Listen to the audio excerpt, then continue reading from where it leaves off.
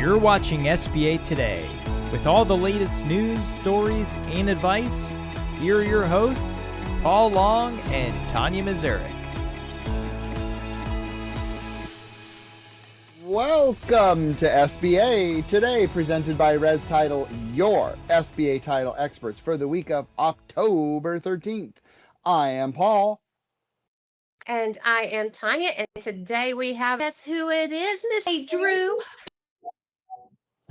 I made it, Mom. Huh, do that with me? Really? Just me? Wow, Mom. Mom, what is?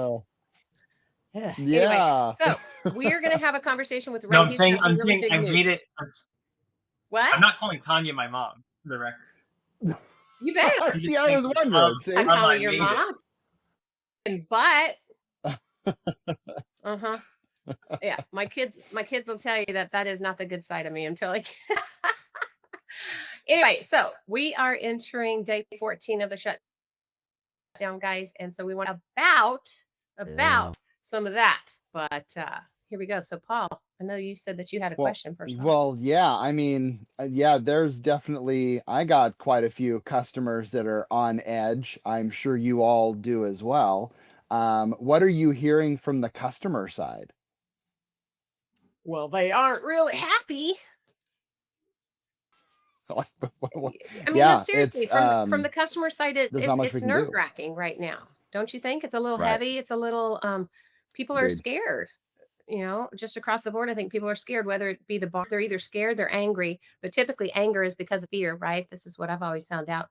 Nobody really knows when this is going to end, especially this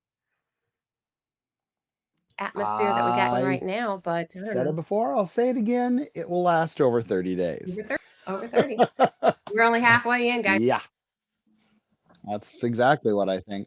I think, people are definitely frustrated. I mean, Congress has such a low approval rating to begin with. And then to hear that they're standing in the way of you getting the loan to open your business or acquire your business, it's just like, oh, geez. I mean, of course. Right. So, it's frustrating. And we're getting to the point now where it's actually starting to impact transactions, because I think most of us pulled a bunch of PLPs up until we could, and that kind of buys you some time. But now we're looking at the end of the month for some closings that don't have PLP, and we're just like, this is totally up in the air. I think next week it'll get even worse because of that end of the month closing. 100% right. I was going to say, well, what are some things that borrowers can do in this craziness? Yeah. Well, and that's what I was going to talk about a little bit is organize financials, guys. Get your financials in order, your documentation, put them in order, right? Update your business plan. I mean, come on. This is the time, right? Doing all that paperwork, that nasty paperwork we always ask you for anyway. Well, hey, you got some time, right? So get your business plan in order, get your projections in order. Make sure those projections aren't version 1, version 2, version 3, version 4, right? Get your projections in order so that we can use them whenever we move forward with them. Complete due diligence on your purchases.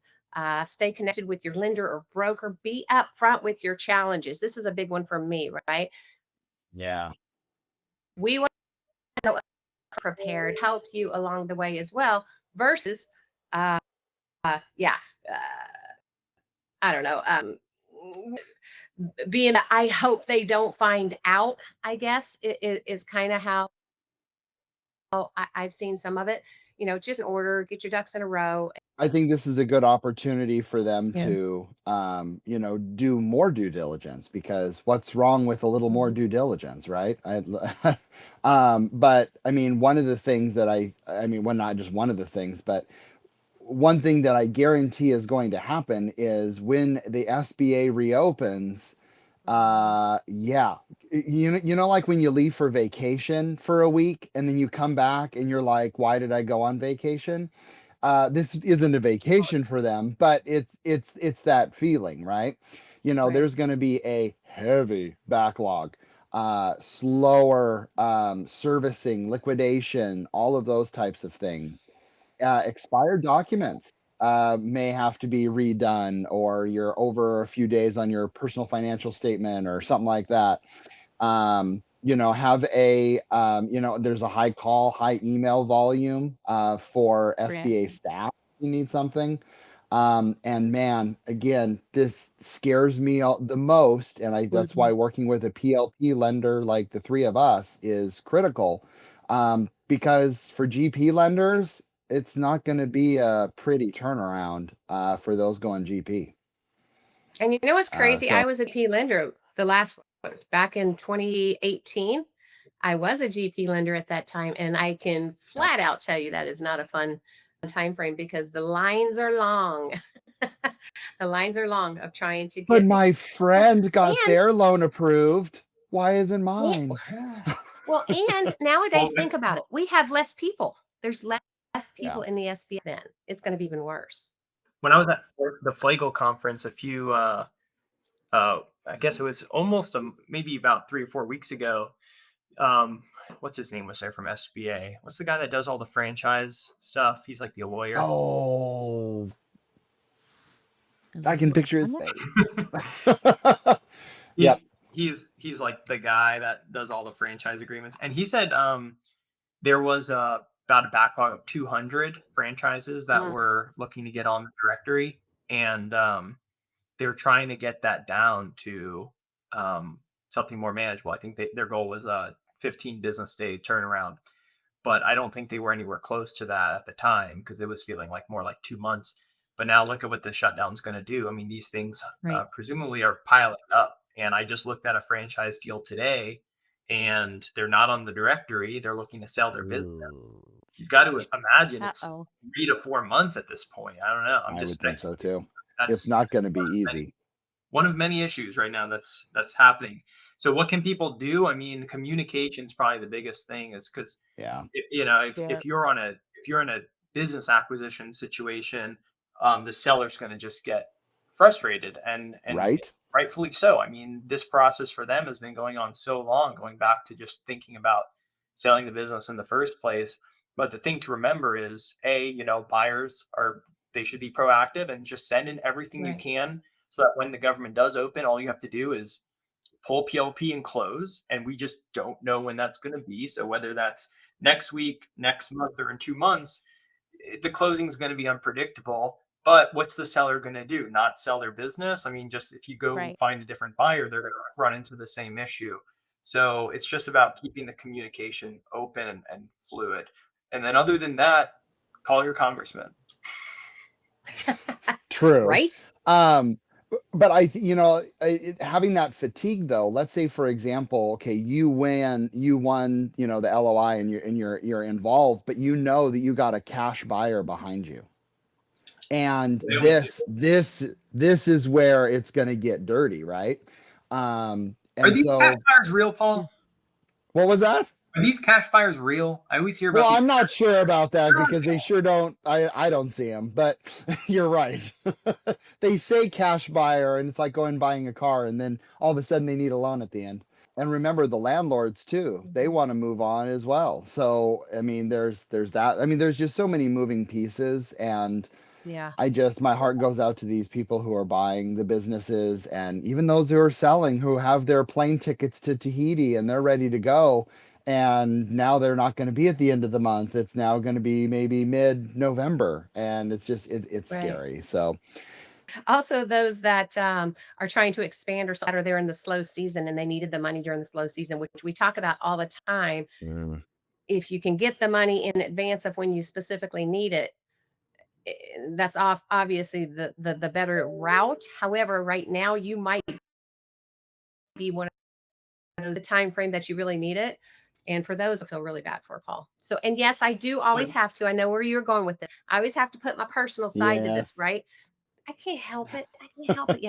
I mean, come on, being the girl on here, maybe, with the heart. See my rose? See? With the heart. Anyway, be kind. It's from Mark. What's that? The It's Mark with Mark. the C from the Mark program. Yeah, that's definitely Mark from a C. Yep. Yeah, all those manufacturing deals give me roses. You know who's having a field day right now? Who? MCA lenders. I mean, think about the marketing that's a good point. they're putting out there right now. oh, government shutdown, not a problem over here. Just for the low price of 40% APR, get you that money. And then what happens? You can't refinance them out of it. They're stuck. I was Yep. going to say, we can't Yep. refinance them out anymore. I've talked about that quite a few times, actually. Scary stuff. So what should borrowers do right now? Should they should they be nice to people, or what's your deal on Well, that? yeah, because the whole point in this, right, is navigating the uncertainty. You need to be kind, right? Your lenders are doing the best that they can. Lenders are trying to get you through. Be as nice as you can to them as well. They also are going through their stuff. But all of us out here really need to recognize, I guess, the uncertainty is creating challenges for everybody. And so being kind to everybody. And that doesn't just mean your borrowers, your sellers, the lenders, it doesn't mean that. It means everybody. I mean, it could be like yesterday I was traveling, the TSA agents that are sitting there freaking working and they're not actually getting paid now. They say they're going to get paid after the fact. Yeah, these days, who can tell? But I mean, it's being kind to everybody because strain and fear is really high right now. So people are on edge. They might speak to you in a challenging way. Be kind because you don't know what's going on behind the scenes with them. They could be losing everything because of this daggum thing. And one kind word could be, all aches. So I'm a big one on this. We're in a really challenging space right now. Be kind to each other, especially these two. And I'm sure when you were going through your TSA line, you were saying, "I love you, I love you." I didn't say I love you, but I was like, thank you for your service. Well, hey, we have our special guest on because he has something to share. And I am just holding on to my desk here because I'm not sure what it's going to be, but I'm sure it will be big in typical Ray Drew fashion. So Ray, floor is yours. What's going on, man? Yeah, well, so this whole thing kind of started with starting the podcast back in 2019, the Art of SBA Lending. And since then we've grown, we've pivoted, we've just followed along in the journey. And after 6 years, I'm retiring from the podcast. So we're on our last 3 episodes that we're going to be releasing here in the coming month or so. And that's it. It was just an amazing journey. Got to talk to so many people, got to hear from so many people, and now I'm passing the baton to you guys to continue the content journey. Wow. And the BDO show is still going on, that is right? Big news, man. BDO show is actually dropping with a new cast on Monday. Oh, that's very interesting news. Season 3 is dropping on I think Monday, I want to say. And we got a new cast, so it's going to be exciting. And then interesting. Can you share who the cast is, or is that too secretive? You have to. No, we can share. It's the West Coast. It's the West Coast crew. Daniel Park. With Andrew and John, they actually did an episode. Yeah. Daniel Park's Mr. 100 million, isn't he? $100 million man. And I was out in Orange County. They're all in like LA, and I was out there this summer, and I was like, because the BDO show was really founded on the chemistry of the group of BDOs. I mean, it was just it's all about that chemistry. Same thing with you guys. And so I saw that, who am I gonna reach out to for this next season? And it's like when I went out there, I saw they had this crew that reminded me of like Alan and Chris and Sterling from the first season and the second season. And so I reached out to them and they were like, hell yeah, let's do it. So I'm sorry. I was going to say, what we want to know, are you changing us? Are you changing the Paul and Tanya on the SB? I'm kidding. So they're going to replace us with AI. The BDO show is more like the real world.